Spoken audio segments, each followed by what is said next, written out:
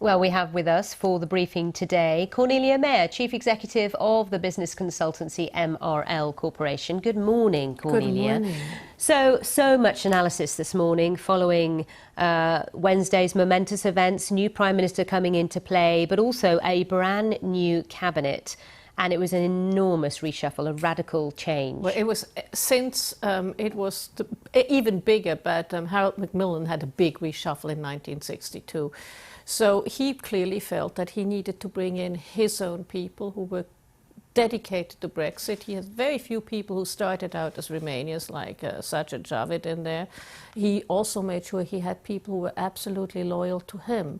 And the ones who had not supported him in this current contest were the ones who had been loyal in the May cabinet, because clearly he puts a premium on loyalty. What I thought very interesting is two things. One, the former establishment now all sit on the backbenches, and a lot of the backbenches are now in the establishment. He is very he's very optimistic on Brexit, and Sir Keir Starmer, the Labour shadow Brexit secretary, said at some stage reality will catch up with aspiration. And thirdly, the appointment of Dominic Cummings, who ran the Vote Leave campaign, a brilliant strategist, as his chief advisor, would suggest, as his incoming speech did, that he is looking at a general election not too far down the lane.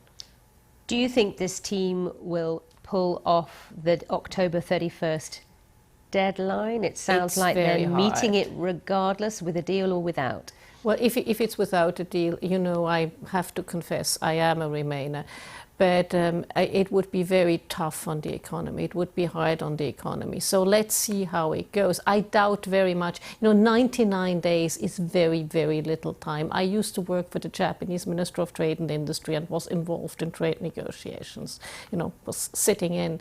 These are very detail-driven things. Boris is not a detail man. And 99 days, that's not long. All right. We'll talk several times about this in that 99-day period. Cornelia, thank you very much indeed. Cornelia's going to be back later because we have our news briefing, of course. So much to discuss then.